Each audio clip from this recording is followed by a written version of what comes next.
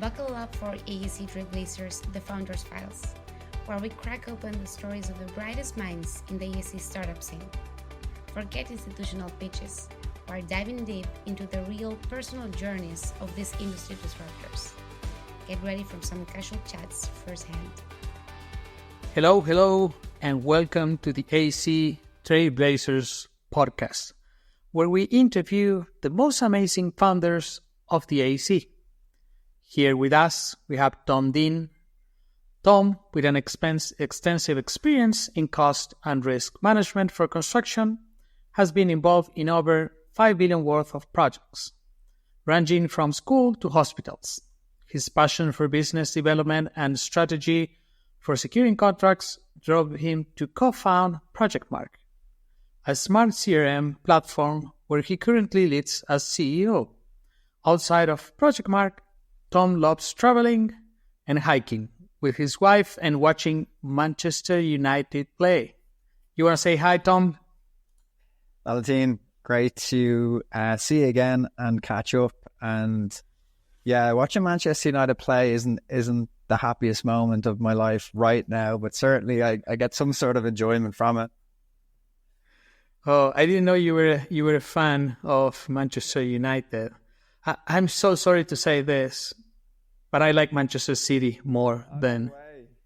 Yeah, sorry about that. There's a great run in now for the rest of the Premier League, I think.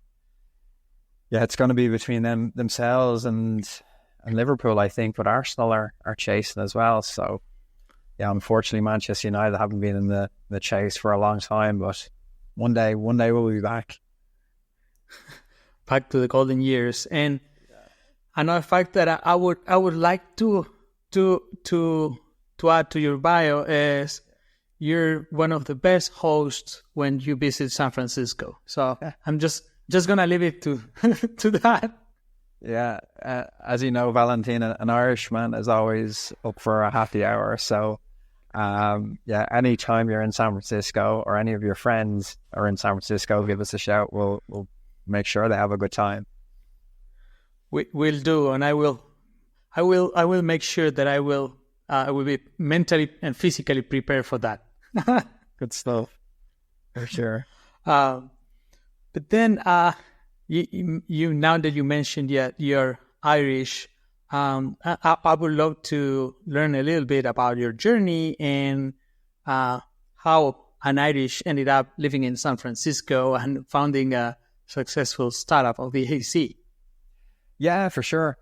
So, spent my basically early days in childhood and teenage years in Ireland. Went to college in Ireland as well, studied construction economics and management.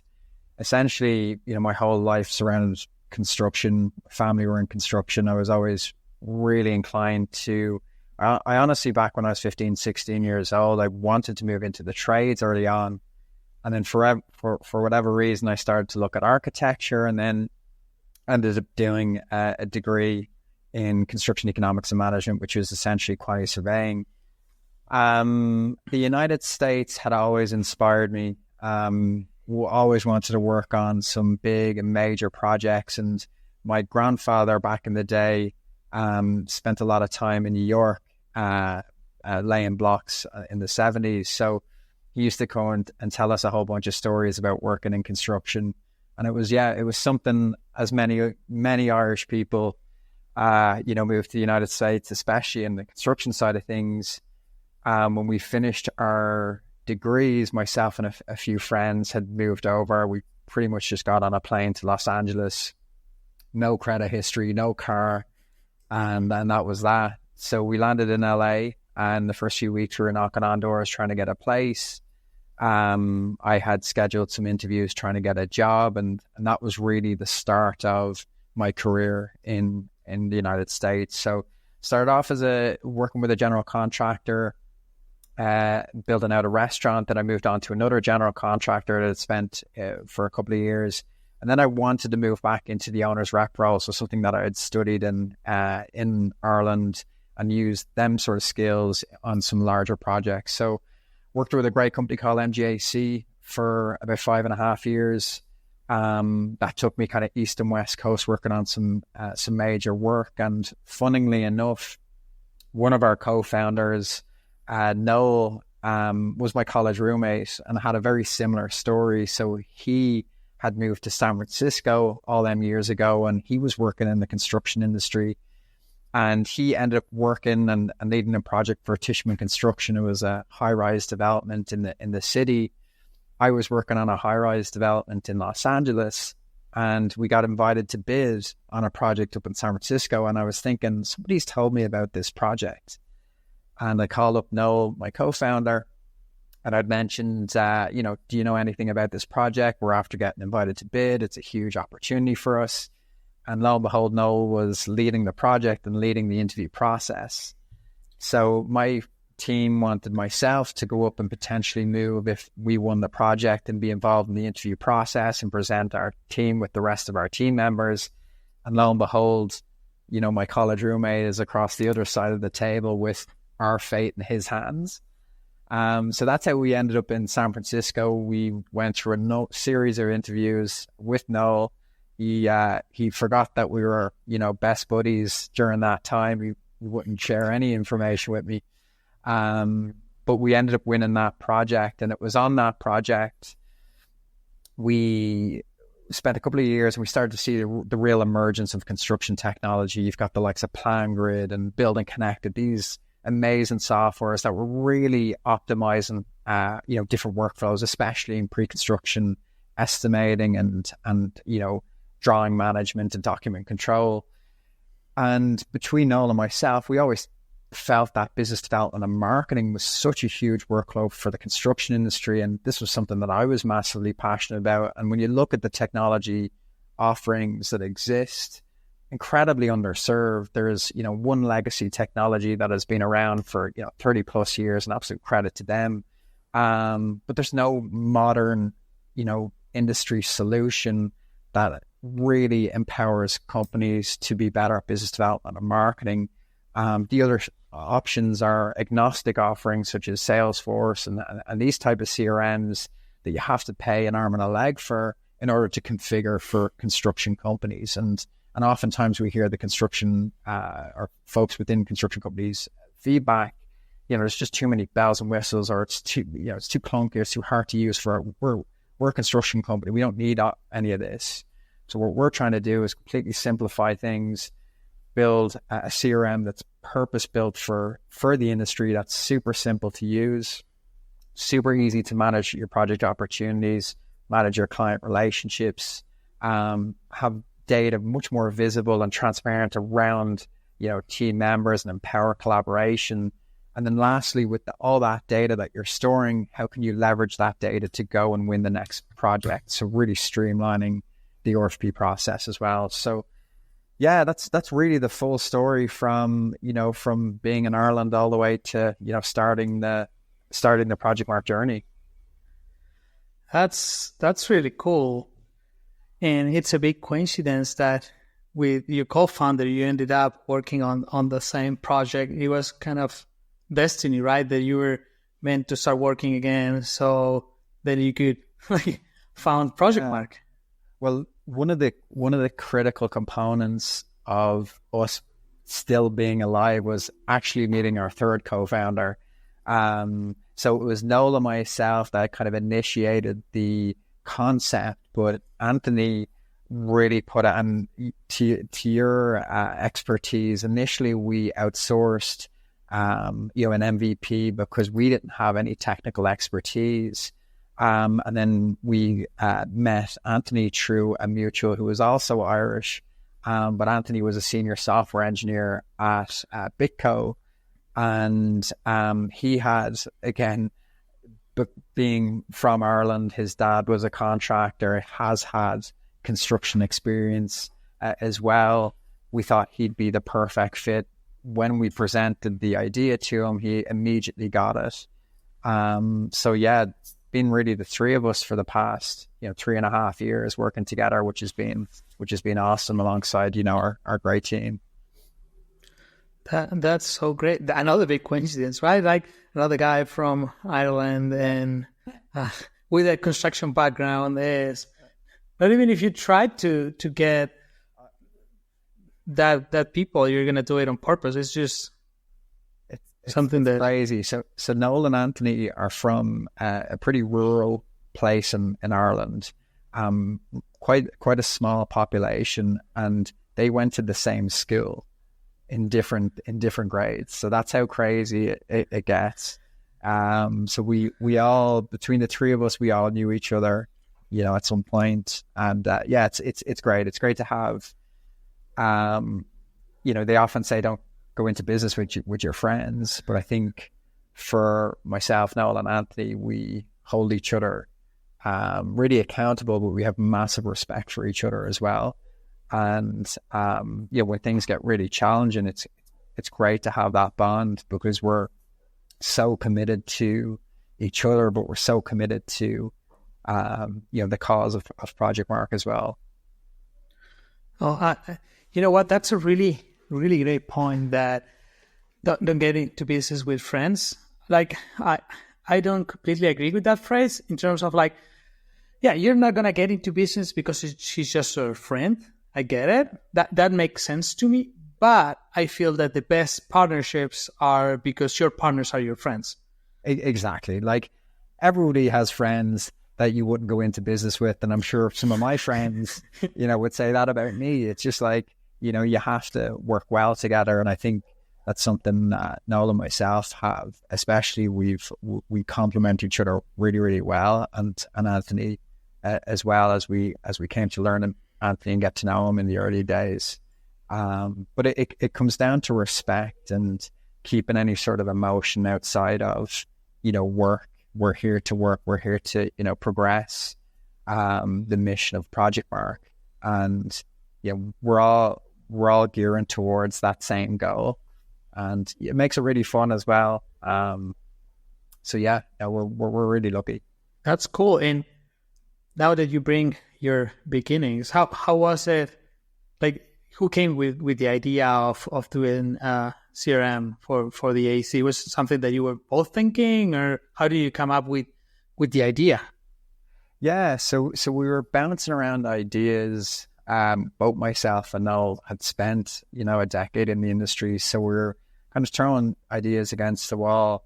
And our initial go-to-market idea was more so a public-facing marketing and business development platform. And what we came to learn was the companies were actually feeling their pains more internally than externally, and i.e. being found. So that's when we started to get really close to some of our early clients. We were really lucky that our first realm of investment was from a number of folks that really believed in what we were building, because they had experienced the pain. So these were owners of different construction companies and things like that. So that gave us a lot of confidence that we weren't just crazy and just leaving our jobs and getting going.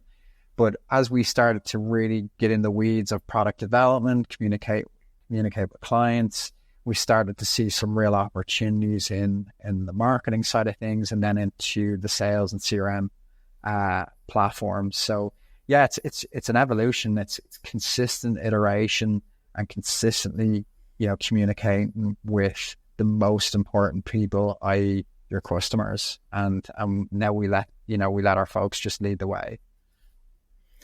That sounds like something really easy, like speaking to your customers. And might sound super simple, but I feel it's something it's not. And most companies, they don't do it enough. That's my feeling, at least. You feel the same way, or? Yeah, I think, really communicating with your clients is absolutely key. And I think one of the things and one of the challenging things for early startups is then managing the balance and the expectation, because they're going to come back with loads of great ideas and loads of great must-haves. And now it's a matter of like managing the expectation while you're building the product and prioritizing their feedback alongside other customer feedback. So I think that is one of the biggest challenges, is processing all this great feedback and then just being able to manage the expectation as we're continuing to build and not overpromise. That's certainly something that we're consistently getting better at.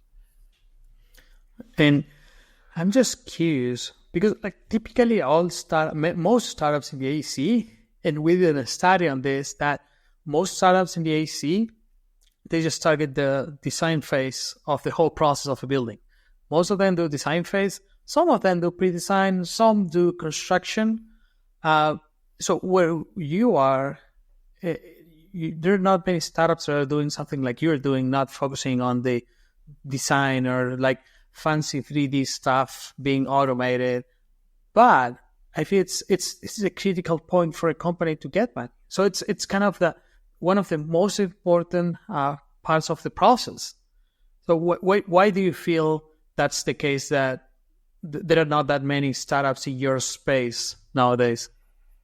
I'm not too sure, honestly, Valentin, but I absolutely would echo you. Winning work is number one. If there's no work, there's no projects, there's no software. So making sure that you're on top of your client relationships, making sure that you have data centralized, that you can understand exactly what you've done in the last 10, 20 years, so you can communicate that effectively to your clients or to, your prospects, that you guys are the best company to win this project based on this, and this, and based on your team members and the experience that they have.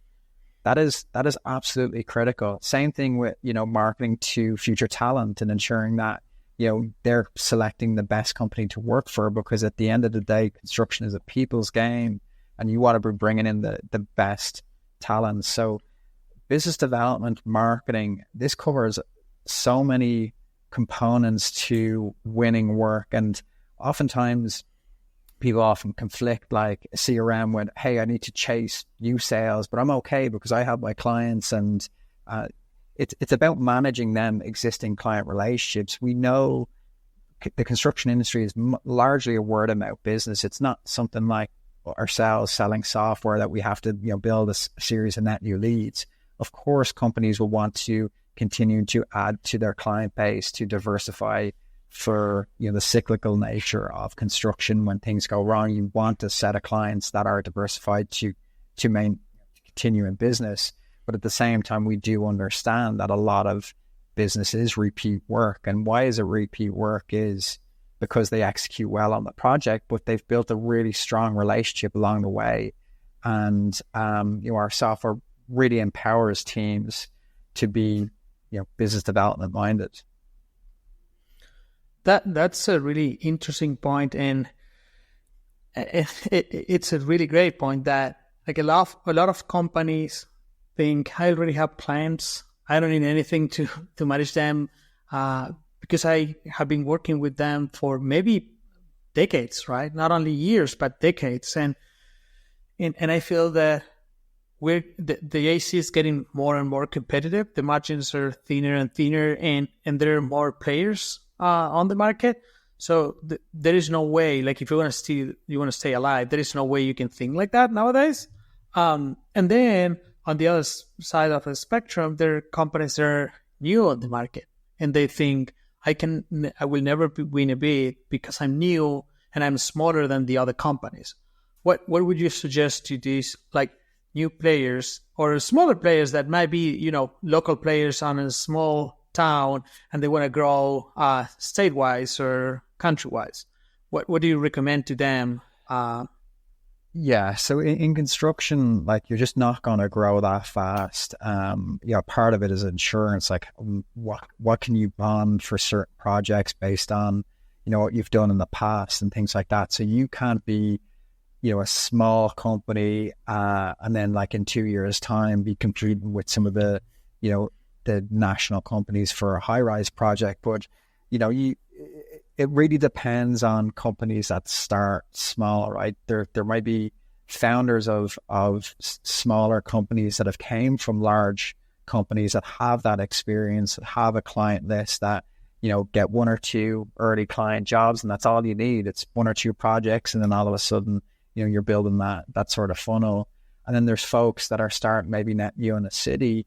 It's same as selling software. It's getting out there, building your credibility across, your networks and trying to, put yourself out there to meet the right people. And you need to strike a somebody giving you that first project or first chance on something. And then as you continue to scale, you're bringing in and implementing software systems. You're consistently, knocking on the door. And then the smartest companies know exactly what projects that they're suited for, and not to overbid, but not to bring in too much work and stretch themselves, because all it takes is one project to go downhill and they're done. So it really depends on what type of founder you are and where you are in, because a lot of the folks that start these construction businesses are either tradespeople that just know the space inside out, and they're starting the business and people give them work at the smaller level, especially on the residential side of things. And then, they're the newer type of general contractors are often break-offs from a potential competitor that they have a bit of a client list, and then they're building and growing. Oh, that's something that I feel even translates into AEC startups, that the industry moves slow. Like it's a big industry. Projects take time. So you cannot expect things to change when projects take sometimes 5 years, 6 years. So like software development, for example, projects are smaller, and you can even do a postmortem or analyze what went wrong after 2 or 3 months. You can only do that in construction after years. So I don't know, it makes sense that we move a little bit slower. And it also translates to startups. I think we have already discussed this almost every time we have met, that it just takes more time. There are exceptions for sure in our industry of startups that they have done amazingly, and they have grown, doubling and tripling the amount of clients every year consistently. But I feel it's not the most common thing. I don't know your experience as the founder of a startup, if you feel the same with startups on the AEC as well. I totally agree with you. And I know we've chatted about this before. I think, like you said, there's edge cases that are just home runs that grow and just go. And then there's like really great solutions that just take more time. Like if you look at Procore as an example, they were 10 years in business before they hit 9 million ARR. The next 10 years, they're at $1 billion in ARR. And I think what it comes down to is like the sophistication of our industry, and almost the brand value that you would need to build to get that level of confidence within the industry as well. It takes time to be a known brand and a well-known software that is respected in the space before things really start going and the inflection point hits. So yeah, it's a slower go to market, but there's an absolute massive opportunity when things start to go as well. It's a huge market at the same time. You just have to be incredibly persistent and stick to it. Yeah, that's a good way of looking at it. Like, even when it's slower, the reality is there are not as many startups in our industry compared to other industries. It's not that the competition is fierce and that there are like 50 ProjectMarks out there. It is not. So I feel that it's still a really good industry to invest on. And I also feel the more startups that get into our industry, the more our clients are going to get used to, get pitched and review new products. Currently, I feel like companies are not even used to like review products all the time, and they're not, because our industry doesn't work like that. It's not like other industries that they might even have a person assigned to review new technology out there. So I see a bright future also for our industry, and I always tell other entrepreneurs that you need to be patient. Like, yeah, sure, you can get try to get a startup that grows like I don't know, Facebook or whatever, all the big startup did at the beginning, but most likely that is not going to happen. So you don't need to be discouraged, but on the contrary, you need to just keep pushing, and eventually if you have a good product, you're going to make it. Yeah, exactly. You just got to stick at it, stick to communicating with your customers and your prospects. The value from them conversations and their reaction and, the pain in their voice will continue, it'll motivate you to continue to drive on, because you're onto something based on what they're communicating to you. So yeah, I agree with you. It's patience and just keeping consistent with your, with your work ethic. And related to the pain points of your clients, what is the roadmap for ProjectMark? What do you think ProjectMark is going to be in 10 years? Yeah, it's funny you say that, because we're always thinking about the long term, but at the same time, we really want to own the business development and marketing space and be a real resource to the industry with all things to do with winning work. I feel like that is a big enough workflow in itself. If we just do that really well, I think we can build a great company. I think you can get really distracted with all the different solutions that are attractive, getting down into project management and pre-construction and things like that. We're from the industry. If there's any folks to go and build a workflow that is in like pre-construction or estimating, we'd love to hop in. But at the same time, we don't want to overstretch ourselves. We love the pain that we're solving today, and if we can nail that, then we can figure out if there's something that is an opportunity beyond that. But I think, nailing the winning work, the pre-con space, as we like to call it, is a big enough workflow in itself to stay focused in. It's huge. You're a bit too humble, but it's a huge opportunity. So I bet you're gonna do great. I don't wanna keep asking a lot of questions and comments, and we can just grab another beer when I get to San Francisco and keep discussing about the industry. But before we wrap this up, are you okay if I ask you a couple of ping pong questions? Yeah, let's go for it. Okay. Can you tell me the best AEC software out there? Out there today? Well, you can say in the whole history if you want to. Okay. Really quickly, I think the most influential software in my workflow previously was PlanGrid. Once I seen PlanGrid, I was like, this is a game changer. I think I love, there's loads of good softwares out there today. Staying in my workflow, I think ClearStory that handled change order management, and Document Crunch that handled the contract AI side of things, contract review, should I say. I love them two softwares. Because I'm selfish, it was back in, it would have solved a lot of pain on my side. Those are good ones, for sure. What do you think is going to be the next big trend in the AEC? It's hard not to look past AI and what that can do for so many different workflows, meeting minutes, development scope and documents, estimate and takeoff, design. I think that's going to be a huge trend over the next few years. What do you think is your favorite building in the world, and have you ever visited? Colosseum, Rome.